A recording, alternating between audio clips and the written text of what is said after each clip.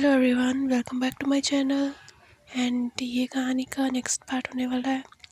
मैं पूरी कोशिश कर रही हूँ कि इसे एक लॉन्ग पार्ट में कन्वर्ट कर सकूँ, बिकॉज आई नो मुझे भी ये कहानी को जो है बहुत जल्दी ख़त्म करना था, बट उसके लिए सॉरी वंस अगेन। एंड पिछला पार्ट थोड़ा सा मैसी सा सुनाई दे रहा है। मैंने बहुत कोशिश की थी कि उसे ठीक कर सकूँ, पर अभी मुझे दोबारा से शायद उसे रिकॉर्ड करना पड़ेगा। अगर आप चाहते हैं तो मैं उसे दोबारा रिकॉर्ड कर दूँगी। तो मैं फ़िलहाल इसे आपको छोटा सा क्लू दोबारा से दे देती हूँ कि जो हमारा जंगकुक है वो अपना पेंडेंट लेने के लिए जिमिन के पास जाता है, और वो दोनों ही एक दूसरे के साथ मेकआउट सेशन में चले जाते हैं, और जिन्हें हमारे सोप देख रहे थे। और उसके बाद जब साथ में जो नामजिन थे वो भी घर में आ चुके थे, और घर पे उन दोनों को किसी के होने का आभास हो रहा था, पर वो ज़्यादा रिएक्ट नहीं करते।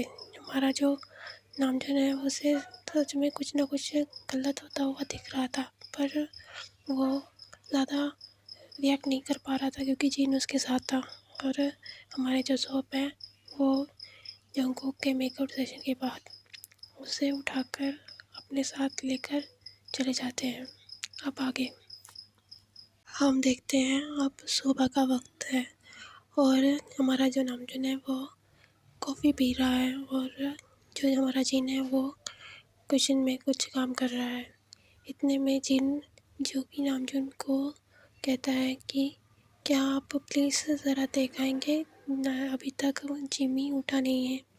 तो वो कहता है ठीक है, मैं आता हूँ। इससे पहले कि वो उठता उसे कुछ हवा की तरह कुछ महसूस होता है, तो वो पीछे पलटता है, जिसे देखकर जिन कहता है आप कल से थोड़े से परेशान लग रहे हैं, क्या बात है।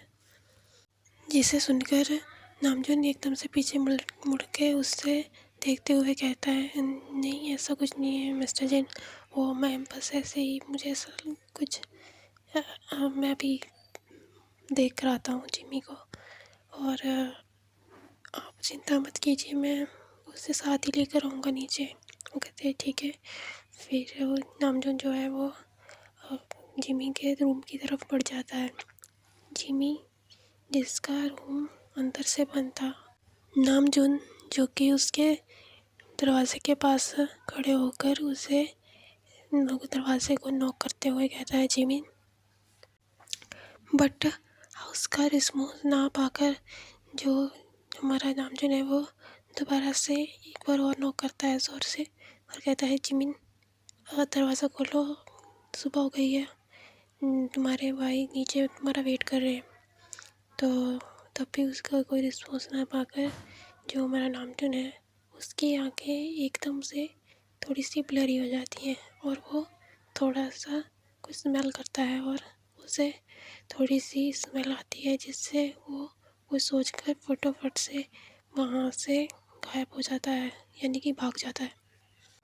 वो इन ह्यूमन स्पीड से भागते हुए जिमिन के बालकनी में जाकर खड़ा हो जाता है, और उसके बालकनी के अंदर जाते हुए उसके रूम तक पहुंचता है और रूम को खोलता है, और उसके बाद वो जिमिन को देखता है, जहाँ पर जिमिन के नेक्स पे और उसके लिप्स पे थोड़े बहुत किस थे, जिसे देखकर नामजुन को समझ आ जाता है कि उसके साथ क्या हुआ है। इसलिए वो जल्द से जल्द अपनी कुछ पावर्स का इस्तेमाल करके वो जिमी को ठीक कर देता है, और धीरे धीरे तपतपाते हुए उसे होश में लाता है। गाइस पीछे आवाज़ आती होगी तो प्लीज़ उसे इग्नोर करना। और जब नामजुन जो कि जिमिन को 2-4 बार उसके गालों पे थपथपाता है तो जिमिन होश में आ जाता है। तो जिमिन एकदम से नामजुन को देखकर थोड़ा सा घबरा जाता है और कहता है यंग आप भी यहाँ। वो कहते हैं हाँ, मैं तुम कब से बुला रहा था, कब से जगाने की कोशिश कर रहा था, पर तुम जाग ही नहीं रहे थे, इसलिए सॉरी मैं ऐसे आ गया। तो जिमी कहता है आई एम सॉरी, मुझे पता ही नहीं चला कब मेरी इतनी ज़्यादा आँख लग गई कि मुझे आपकी आवाज़ सुनाई नहीं दी, आई एम सॉरी। ये कहकर वो उठकर बैठ जाता है। नामजुन, जो कि एक बड़े भाई की तरह है, जिमिन को प्यार से सहलाते हुए कहता है, नहीं ऐसा कोई बात नहीं है, चलो तुम जल्दी से फ्रेश होकर नीचे आ जाओ। जिन जो कि खाना बना चुके हैं वो तुम्हें बुला रहे हैं। ये सुनकर जिमिन हाँ में सिर हिलाता है और जिसे देखकर नामजुन जो है वो कमरे से बाहर चला जाता है। कमरे के बाहर आते ही नामजुन के एक्सप्रेशन बदल जाते हैं और वो थोड़ा सा सीरियस और डार्क लुक में नज़र आने लगता है। नामजुन जो कि अपने ही ख्यालों में घूम सीढ़ियों से नीचे आ रहा था। जिन इसे देखकर वो कहता है, नामजुन आपने जिमिन को उठा दिया। ये सुनकर नामजुन जिन की तरफ देखता है तो जिन थोड़ा सा डर जाता है, पर नामजुन जल्दी से अपने एक्सप्रेशन चेंज करते हुए कहता है, हाँ हाँ मैंने उठा दिया, वो बस आता ही होगा फ्रेश होके, आप जल्दी से खाना लगा दीजिए, मैं अभी आता हूँ। तो ये कहकर नामजुन बाहर की ओर चला जाता है।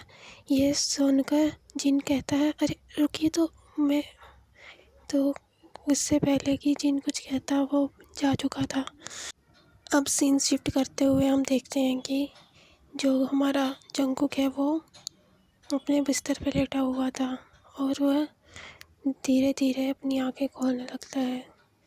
उसे महसूस होता है कि कोई दो आंखें लगातार उसे देखे जा रही हैं। वह थोड़ा सा अपने आप को टर्न करता है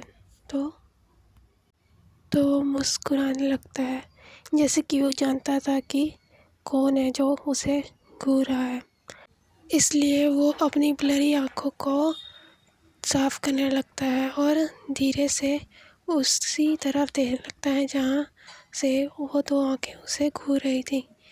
तो जब जंगकुक को साफ साफ दिखाई देने लगता है तो वो मुस्कुराते हुए कहता है, तेई। तो जब वो तेई को देखता है तो वो डर से कांपने लगता है, क्योंकि तेई की आंखें थोड़ी सी टेढ़ी और रेडिश थी, जिसे देखकर जंगकुक कुछ भी प्रोसेस नहीं कर पा रहा था। वो घबरा चुका था और साथ ही साथ वो कल रात को जो हुआ उसके फ्लैशेस उसे याद आने लगते हैं। ये देखकर वो हड़बड़ाकर उठकर बैठ जाता है और कहता है, दही। तो जो हमारा दही है वो जल्द से जंगू के पास आकर कहता है, जंगू तुम ठीक हो, तुम उठ गए, हाँ बताओ ना तुम कैसे हो, या फिर ये कहूँ कि रात कैसी थी, बहुत थक गए थे ना तुम, हाँ।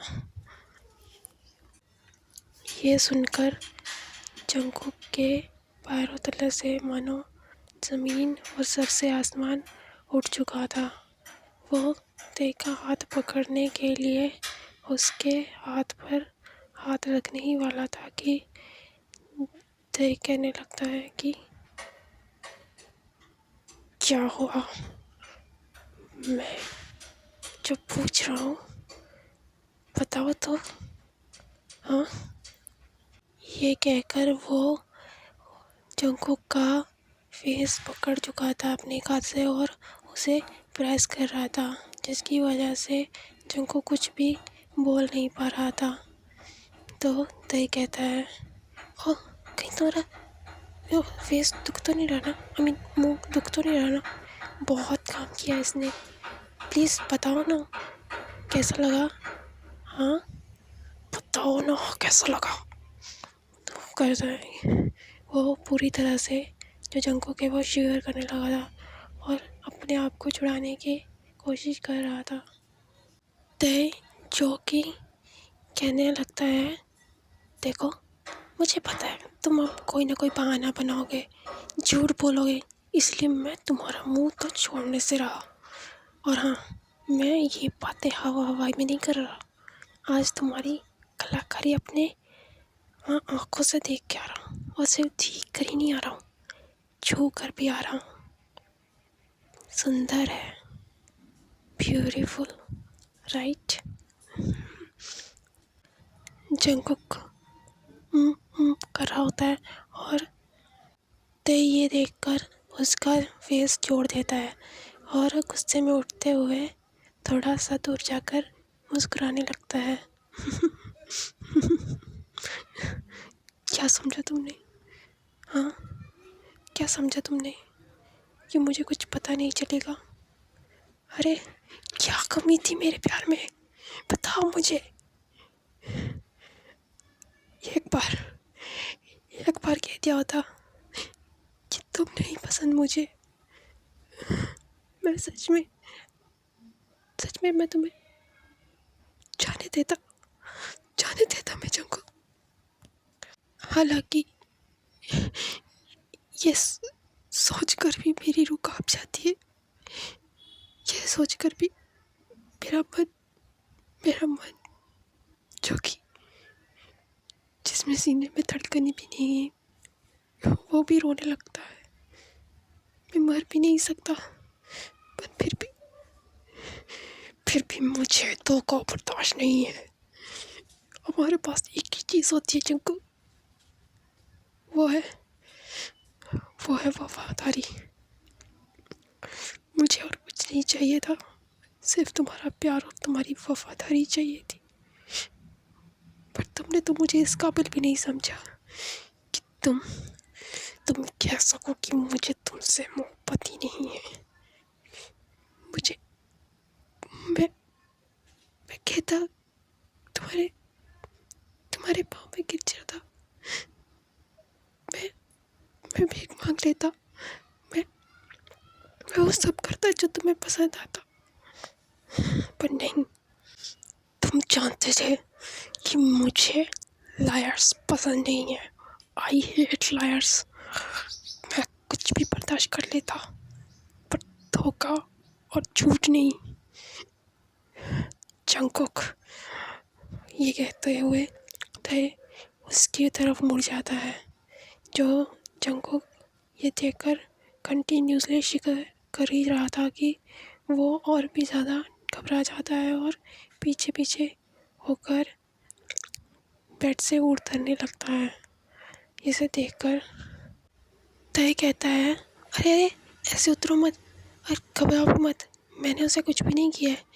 मैं तो बस सिर्फ उसे देख कर आ रहा हूँ जिसने मुझसे मेरा प्यार छीन लिया, या फिर कहो जो मेरा था ही नहीं, बस मेरा भ्रम छीन लिया। तुम डरो मत। हाँ, मैंने उसे कुछ भी नहीं किया। तुम बैठ जाओ, बैठ जाओ तुम। हाँ, मुझे तो उसे धन्यवाद कहना चाहिए था, पर क्या करूँ, वो बेहोश था। मैंने उसे जगाने के लिए जब हाथ बढ़ाया, तुम्हें पता नहीं। ये कहते कहते तय जंगकुक की तरफ देखने लगता है और जंगकुक तय को देखकर उसे हग करने के लिए उसकी तरफ बढ़ता है। ये देखकर तय एकदम इनह्यूमन स्पीड से वहाँ से भाग जाता है। ये देखकर जंगकुक, जो कि अभी कुछ भी समझने की हालत में नहीं था, वो बस तय को पीछे से आवाज़ लगा रहा होता है, तय तय मेरी बात सुनो, मेरी बात सुनो, मैंने ऐसा कुछ नहीं किया, मैंने ऐसा कुछ नहीं किया, मेरी बात सुनो, मैंने ऐसा कुछ नहीं किया। नहीं नहीं, ये सब झूठ है, मैंने तुमसे प्यार किया, मैं तुमसे प्यार करता हूँ, सच बोल रहा हूँ। ये मुझे नहीं पता मुझे क्या हो गया था। जंगकुक जो कि बालकनी में आ चुका था और वो जोर से चिल्लाता है, तय तय मेरी बात सुनो, मैं सच बोल रहा हूँ, मेरी बात सुन कर जाओ, मुझे नहीं पता, मुझे डर लगने लगा है, प्लीज़ प्लीज़ मुझे सुनो तो। तय जो कि इनह्यूमन स्पीड से भाग रहा होता है, पर जंगकुक की आवाज़ उस तक पहुँच ही रही थी। वो उस आवाज़ से दूर निकलने के लिए बहुत तेज़ भागता ही जाता है, बस भाग ही रहा था। सो गाइस, इस पार्ट को मैं यही एंड कर रही हूँ। बस जल्द ही नया पार्ट लेकर हाजिर हो जाऊँगी। Thank you so much, thank you for watching.